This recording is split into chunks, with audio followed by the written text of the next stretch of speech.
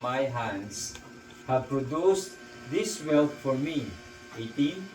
But remember the Lord your God, for it is He who gives you the ability to produce wealth, and so confirms His covenant, which He swore to your ancestor, as it is today. Okay. Anong book ulit yan? Deuteronomy. Deuteronomy 8. 8:17 to 18. Okay. Anong dating sa atin ng passage na yan? Na ano, sabi nga niya, di ba, sa 17, My you may say to yourself, my power and strength of my hands have produced this wealth for me. So, ibig sabihin, sinabi niya dyan, na yung meron kang kakayanan na i-produce mo yung wealth. Pero, tingnan mo yung 18. Pero sabi nga niya dito, but remember the Lord your God, for it is He who gives you the ability to produce wealth, and so confirms His covenant which He swore to your ancestor. Ang ano diyan, ang sinasabi diyan, Binigyan ka ng ano, ng payayamanin ka ng Panginoon. Binigyan ka niya ng kakayanan. Ipaprosper ka niya. Okay? Yung ability at saka yung aktwalidad nung pagyaman mo, pagprosper mo, sa Panginoon nagagaling yon. Yes. But in your pride, sasabihin mo ngayon sa sarili mo, yung aking kakayanan, yung aking diskarte, yun ang nagpapayaman sa akin, yun ang nagpaprosper sa akin. Okay? Example na lang dyan si Haring Nebuchadnezzar, di ba? Sabi niya, wow, tingnan mo tong Babylon.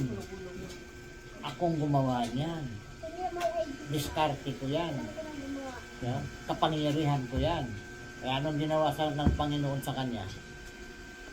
Bigla siyang inalis sa trono. Sinat out sa Ano sa trono. Sabi nga sa history na ano daw siya doon na baliw. Nabaliw siya. Para siyang ang kanyang mindset, para siyang hayop, kumakain siya ng damo. Kumakain siya ng damo. Pero binalik din naman siya, di ba, after? Binalik din siya after 7 years.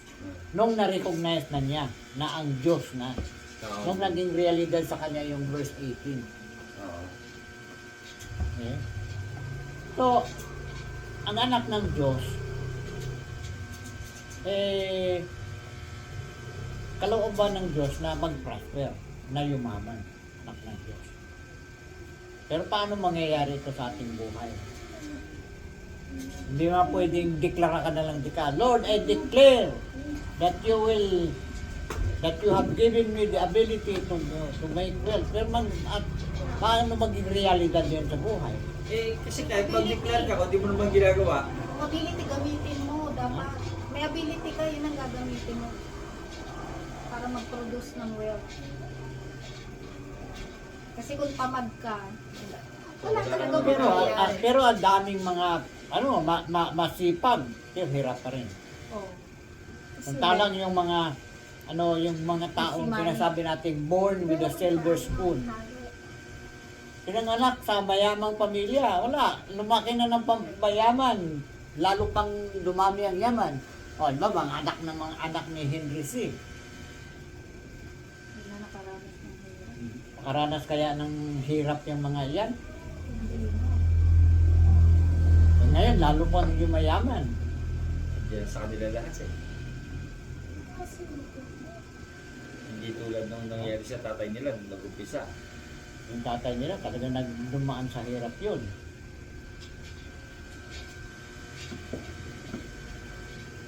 Now how do you become a happy millionaire? Gusto mo bang may milyonaryo? Hindi ako magpapaka-plastic ko. Gusto ko. Ako rin. Ako rin. Magpapaka-plastic. Prayer ko nga kay Lord, at least bago man lang mag-graduate, makaranas man lang ako ng maluwag. Makaranas man lang na maipasyal ko sa buong mundo mga apo ko. Di ba yung Diba? mga men of God, mga Hindi naman sila naghihikahos eh. Lalo na sa Old Testament, may Oo, si Abraham, mayaman. Diba? Si Isaac, mayaman. Si Jacob, yumaman din. Oo, yung mama, lahat ng gawin niya. Sabi nga, maging si Kristo, mayaman din eh. May sarili isang treasurer eh. Oh, at saka ano, di ba tay? Kaya nga pinag-agawan yung damit niya. O, Pinagpustahan, yayamanin yung damit niya. Yung, kasi magandang klase yung damit niya. Ano siya? Bilang isang karpentero, ano siya? Master carpenter. Hindi siya karpentero na run of the mill. Ano siya eh? Makukonsider natin siya na isang kontraktor Oo. sa ating kapanahunan. Contractor. Contractor siya. Okay? Now, ang dapat natin gawin, tingnan natin, bakit gusto mong maging mayaman o maging milyonaryo? You have to consider your why. Why? Why do you want to be a millionaire? Para hindi ka hirap sa buhay. Di ba? Para kung gusto mong tumulong sa iba, makatulong ka. Hindi, Sa kapwa. hindi na siya... Hindi siya yung gusto mong tumulong pero hindi mo matulungan kasi ikaw rin mahirap eh. Wag lang maligaw along the way, ha? Wag lang Oo. malasing sa success. Kasi alam mo yun, lalo na yung sabi sa church na lang eh, yung ang hirap-hirap na gulo yung kailangan mo para lang magawa mo isang activity. Yung yung halimbawa, Diyan ka lang.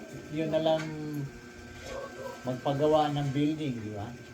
Yan, yung pangarap mo magkaroon ng isang building yung church. Katagal-tagal na natin pinapangarap yan. Yung kumpleto ka sa instrument. Roy mo, gagastusan mo yung instrument mo. May ng- service ng timbahan, wala. Service man lang sana. Para sa mga lakad, may magagamit. Hindi na Ganun gagastos. bang bagay? Kung may kakayanan ka na i-produce mo yun, bakit hindi, di ba? Kaysa yung lahat na lang puproblemahin mo pag may activity na sa outside, puproblemahin mo yung masasakyan ng mga tao. Ba ang ibang tawag nga sa mayaman, privileged people. Kasi lahat may pribilehiyo ka eh. So, So basically, gusto kong lumuwag-luwag financially para maluwag na mapagpo-provide sa pamilya. Okay, kung ano yung mga pangangailangan nila. testimony rin maibigay yung mo. Tito Jun, di ba? Kasi parang, paano mo i-share na ang Diyos ay mabuti, ang Diyos ay Kagaya niya, provider? paano ma-share yan? Kung ikaw sasabihin, ikaw nga eh, kung ang Diyos mo eh, ano, bakit parang mas mahirap ka pa nga sa akin eh, paano ko maniwala? Kaya natin pinag-aralan to ngayon para ma-testify na natin pag nagkatotoo namin. Ha? Oo nga tayo. Pag yumaman tayo. Dapat mayroon tayong baguhin sa ating sarili nga. Yung nauna, maliwanag sa atin yung why. Maliwanag yung why. Kasi yun ang magbibigay sa atin ng vision. Di ba sa networking, ang unang tanong sa'yo, anong dream mo? Anong pangarap mo? I-drawing mo yung pangarap mo. Tapos i-dikit mo doon sa uluhan Para mo. lagi mo nakikita. Para paggising mo, kita mo agad yung pangarap mo. Saan yung ginagawa mo para mabot yung pangarap mo. Yung why, mahalaga. Why? Why do you want to be a millionaire? Multimillionaire, billionaire. Why? Diba? Maraming mga tao kontento na ako. Okay na ako. Kumakain ako 3 beses ang araw. Ayos na yun.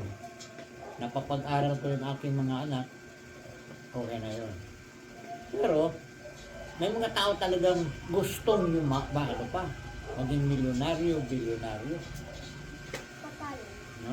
Engineer na, okay na tayo. May 100 milyon ka lang, okay na.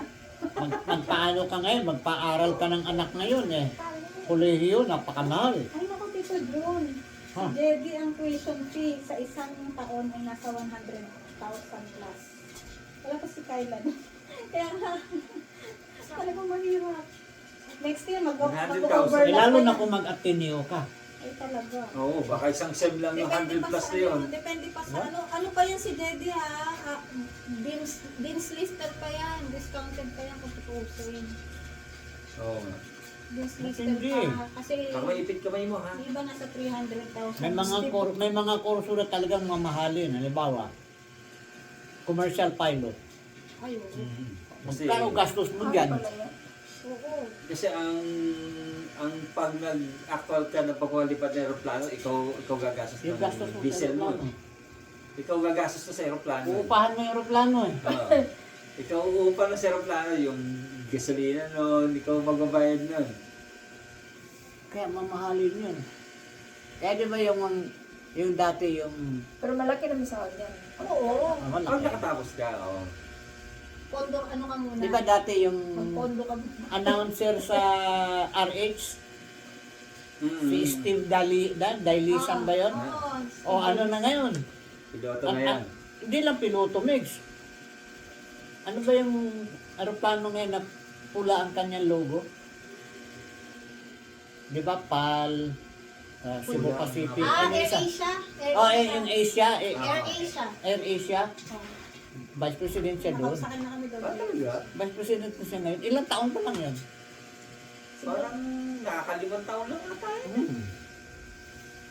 Hindi, matindi. Air Asia, Vice President ka na. Doktor, mahal din ang magdoktor. May mga kursong mahal. So, gusto kong yumaman kasi gusto ko mabigyan ng magandang edukasyon ng aking mga anak. Di ba? Hindi kagaya ng, hindi makatapos yung isang anak kasi kapos na. O si kuya na muna mag-aral, pasensya ka na muna ha. Magtrabaho ka na lang muna. Bigway mo na. Pag yung makatapos na si kuya at magkatrabaho, ikaw naman. Hindi na nangyayari yun. Diba? Kasi pag nagkatrabaho na ngayon tao, wala na rin gana mag-aral. Totoo. Sira. Sira ang ano. Kumikita na eh. Lalo Kaya, kapag kaya naman eh. Mag-work naman pa eh. So mahalaga yung why. Yung why physical ha. Yung why physical kasi, papag-aralin ko yung aking mga anak, provide yung needs ng aking family, di ba? Kailangan magkaroon ako ng income na stable. Yan. Yan yun. No? Sabi nga sa 1 Timothy chapter 5 verse 8, bilang isang ama, you have to provide for your family.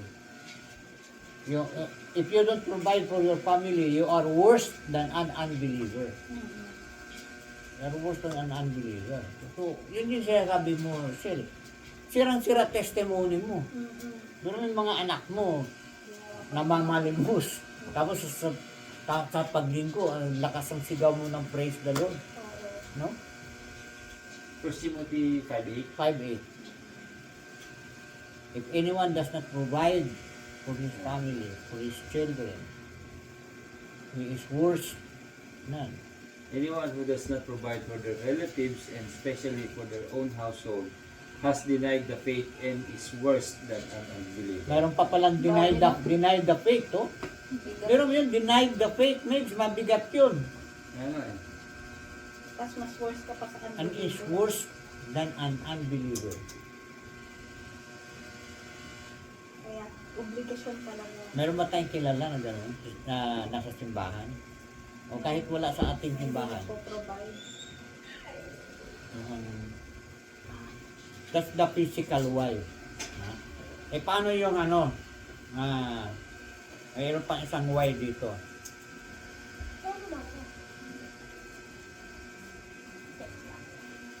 Yung emotional why. Emotionally, bakit gusto mong yumaman? At kasi pagka mahirap ka, stress ka eh. Nung Friday, Tito Jun, di ba nabanggit ko sa'yo na nagbo-volunteer pa rin ako sa CBN. Every Friday yun eh. Grabe! Nakasign ako sa, marami kasing platform yun, marami kaming FB page. Tapos nandun ako sa The 700 Club Asia. Iba pa kasi yung page ng CBN. Ang dami kasing chatter talaga ng The 700 Club Asia. As in, walang dull moment. Yung umihi ka lang, ang kapalit ng 10 chatter agad. Sabihin na natin sa 100 na chatters na nakausap ko, ano doon, dalawa lang yung merong nagpa-pray ng may sakit. Tapos yung merong problema sa ano ang tawag doon sa relationship. The rest, pera talaga. Meron pa magsusuicide kasi may utang siya na mabot ng milyon. Oh? Puro pera talaga sa tuloy. Parang Ba't naman umabot ng milyon utang may niya? mga ganon, may mga ganon. Na-scam? May mga ganon. Nalulung sa sugal? Nalulong sa sugal siya. Nalulong siya sa online game sugal. Okay. Di ba may online sugal ngayon? Oo, Yung mga bingo plus, Oo, ganyan. Madami yan. nilegalize na nga ngayon eh. Malaki nila kasi registrado kami sa SEC, recognize kami ng PAGCOR, hindi kami scam. Ano ka? Ang irony nga, PAGCOR, di ba? Mm. Sugal. Mm. Meron silang counseling para sa mga lulong sa sugal. Oo nga, ironic nga. Di ba ironic yun? Oo, ironic nga. Gagawa ka ng sakit, tapos Ang gagamutin mo rin yung sakit. Parang ano tayo, di ba, sa computer? Gawa sila ng virus, pero nasa kanila rin yung gamot nun. Sa virus. Yung ano ng virus. Dahil Kasi sa pera. pera. Dahil sa pera. Sa pera yan. No? Kaya mahalaga yung emotional why. Yung emotional why, mahalaga yun. Diba? May sa emosyon kasi, madalas, mas matindi yung masakit na emosyon kaysa masayang emosyon. Kagaya ng rejected ka. Kasi mahirap ka, rejected ka. So, gusto ko yumaman para hindi na ako ma-reject. Diba? Yung na-deceive ka, nadaya ka,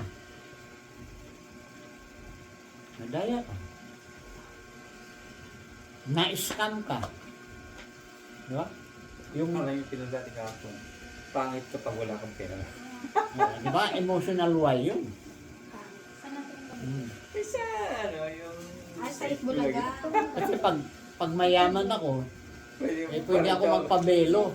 Yung paritoke, pwede yung Paritoke, magpabelo ako. Dahil lang ano niya, pang kanyang ano, pangit kapag wala kang pera. Kasi siya pangit, nabubuli pa. Pangit na nga, wala pang pera. Yan, matindi ano.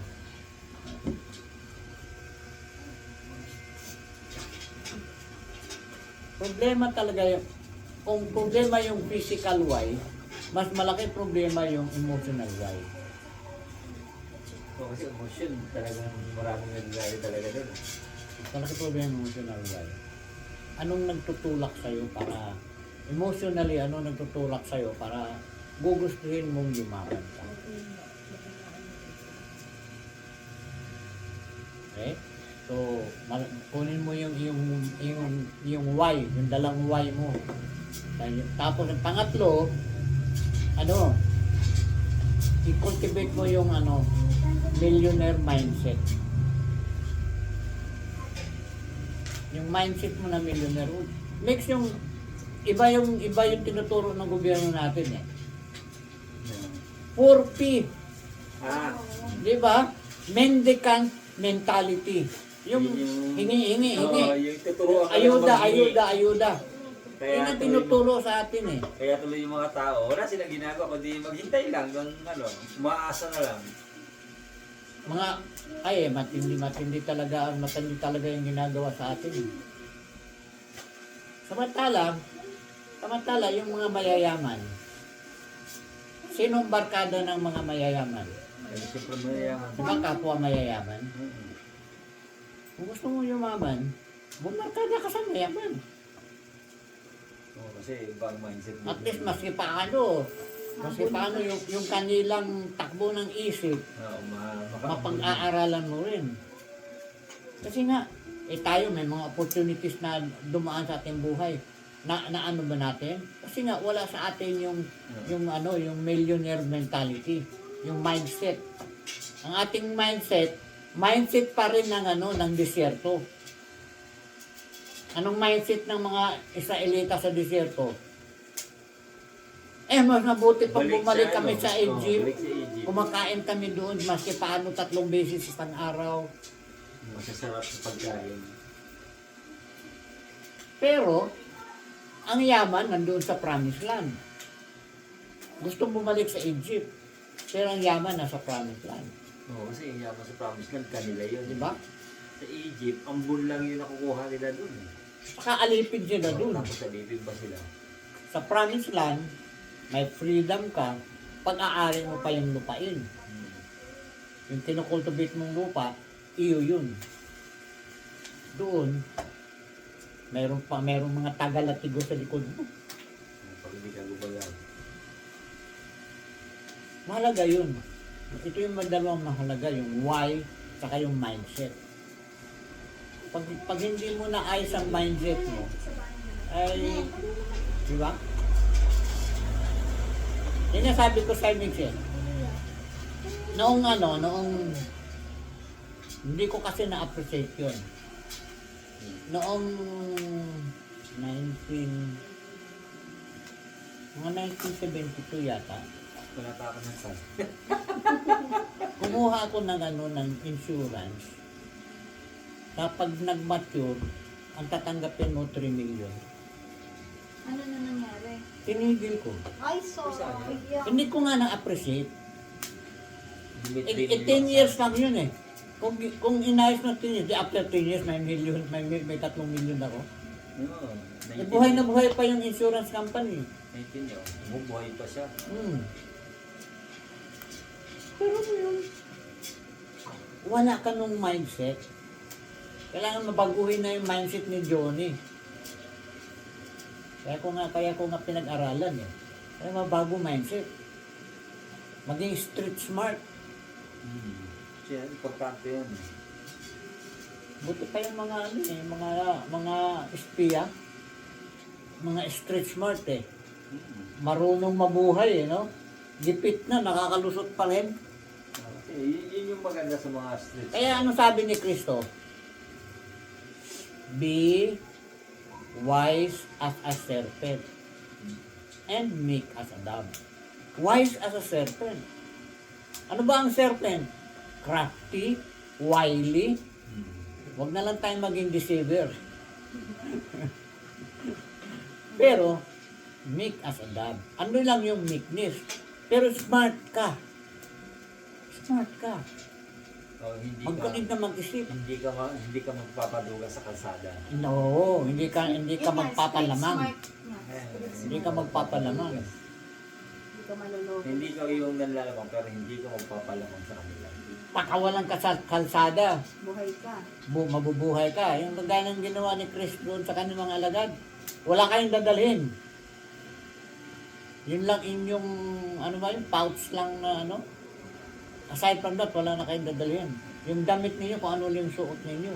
Light travel sila. Pero nung umuwi, ang ganda ng balita.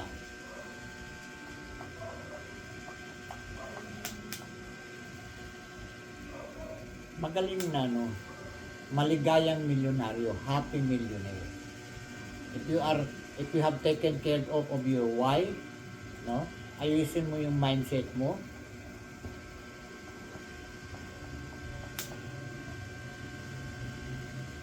Yung people you associate with, malaking bagay. If you associate with losers, then you will be helped. Kaya nga, birds of the same feather flock together. Sabi din sa Bible yun, di ba? Bible, nasa Bible ba yan? Pakaroon wala. Wala. Wala pa yun. Parang hawin. Tell me who your friends are, Yeah. and I will tell you who you are. So, yung people you associate with malaking bagay. Meron naman sa labas, ayaw ko kung nasa Bible, yung law of attraction. Money attracts money. Ano ba sa Ecclesiastes? Wala na Bible yun. Tignan mo sa Google.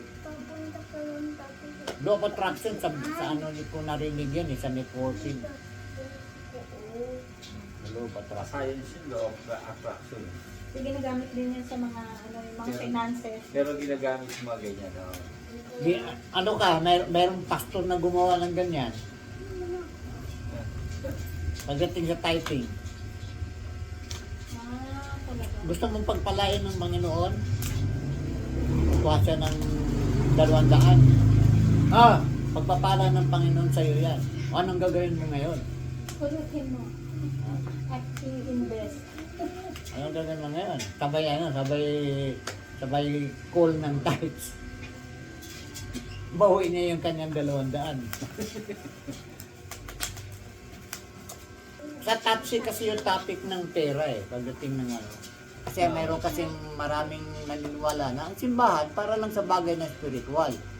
Don't touch on financial matters. Leave it to those who are to the experts.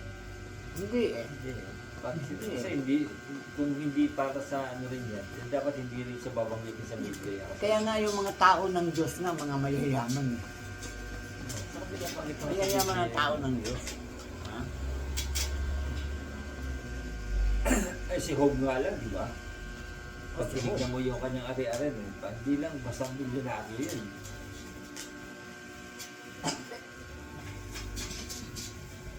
Hindi ka lang dapat magbago ng mindset. Magbago ka rin ng ugali. Yung kaugalian, hindi ugali. Kaugalian. Habit. Kung ang ugali mo, pagkahawak ng pera, lustay ka agad. Hindi ka na umasa. Kahit na mabigyan ka ng mabigyan ka ng 3 milyon, 10 milyon. Ubos ka agad ng pera mo. Bilis na maubos ang pera pa naman din. Pag hindi mo nawa ka ng baka yung 1 milyon mo, wala pa 1 taon, ubos na yun.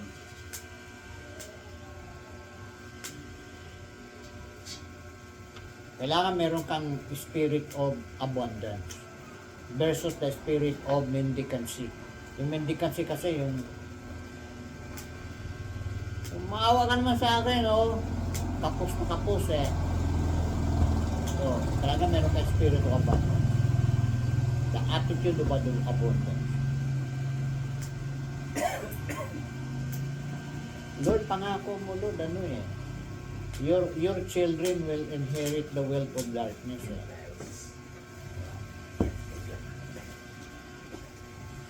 Kailangan anong tawag dito? Hindi basta-basta makikling. Hindi maipaglaban yung pangako ng Diyos. You contend for the promise of God. You contend for the promise of God. Bakit? Kasi lalo na pagdating sa mga prosperity, may hadlang. May humahadlang.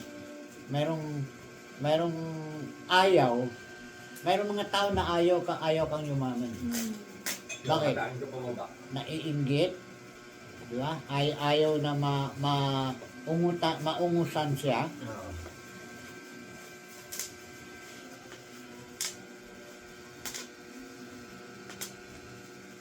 O kaya naman aangat ka pero sasabit sa'yo, ang bigat. Hindi ka na makaangat. Yun yung anong tawag yung crab mentality.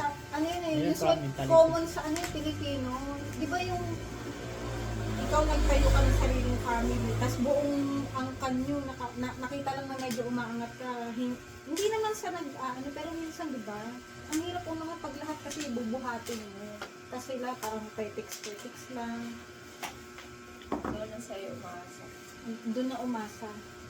Kaya mahalaga din na pinag-aanda ng Kasi pagtanto. ikaw yung lalapitan kasi alam nila, ikaw yung medyo okay.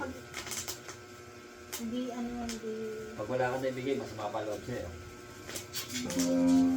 Ano naman din, meron din namang ibang tao na mayroong tawag dito, messianic complex. Feeling nila sila yung tagapagligtas ng pamilya. Oo, meron gano'n. Meron naman tao na na bukas palad. Yung mga taong bukas palad, next, ano din, marami din pagpapalad tinatanggap. Pero yung sarado palad, Ito ka mga ano. Yung ganyan ba, paano ba babalansehin niya?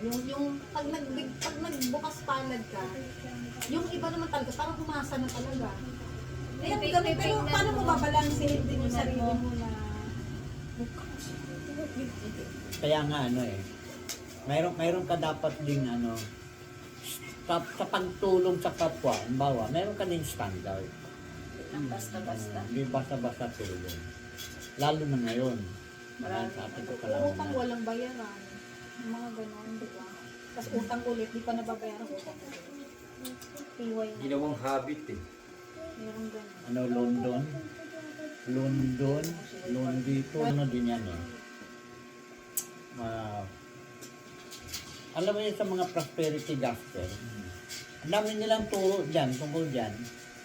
Meron dyan nagtuturo na ilista mo yung lahat ng utang mo, tapos pag over mo sabay punit, mga ganun, no? Meron sila mga Kaya natin yung tito dito. mga prophetic, Pagpa-seminar ka ng ganyan. prophetic yun eh, prophetic na gesture.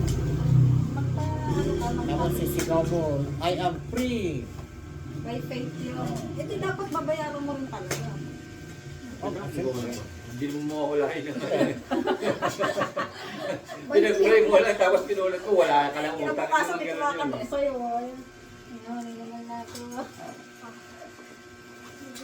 Mabigat talaga, ano? Mabigat talaga. Yung ano yung dating naging boss ko, Tito Jun din sa Novaliches, tinuruan niya ako ng ano eh. Kailangan meron ka rin talagang fund for ano yung charity. Para yung fund mo rin para sa pamilya mo. Tsaka Yung inflow may mo, nagagalaw. yung cash inflow mo, mayroon kang agad dapat doon.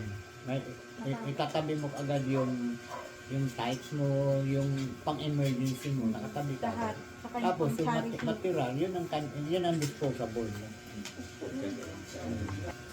Pero ewan ko ha, paano nila nagawa ng paraan? Kasi yung mga ano, yung mga squatter doon sa ano ba yon dito sa may Pasay nung ginawa nila yan ng ano ng bayanihan program, nakaipon din siya. Nakaipon, malaki ang ipon nila. Baka nag-add sila ng cash flow. Hindi eh. Hindi. Hindi, siguro kung ano, tinuruan sila kung paano ang gagawin ng mga tao. Kasi minsan ang tao kaya naman naghihirap kasi ang daming ginagastos eh. Oh, Wala ka halimbawa, ng pera, o Mga gastos ka pa ng gastos eh. unnecessary, halimbawa, yung Shopping. sa isang linggo, nakailang ano ka, Parcel. nakailang iced tea ka. Di ba? Iced tea. Magkano din yung iced tea? Oh, nakailang iced tea kasi. 40. Bawasan mo, kalahati na lang. O di may maipon ka na. Money will work for you. Kung alam mo. So, yun yung mindset naman. Kasi Kaya alam mo siya kung paano sa paggalawin eh. nanalo ka nga sa loto. Sabihin natin 100 million.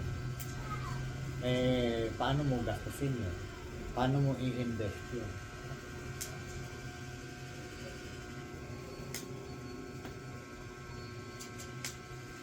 So, handa ba tayong yumaman?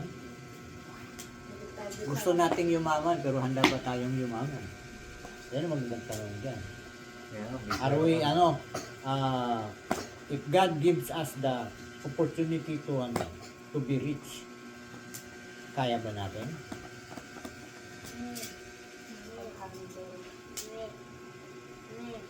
Yan ang magandang tanong. Mai-steward ba natin ng mabuti? Di ba yung tatlong servant? Ulang pasok. Alin tayo dun? Yan. So, yun ang pinaka-challenge sa atin ng ating pinag-aralan. Kaya ba natin? Kaya naman siguro ni Michael. No? Parang ganyan din yung challenge last week. Yung bless me indeed, enlarge my territory. Oo.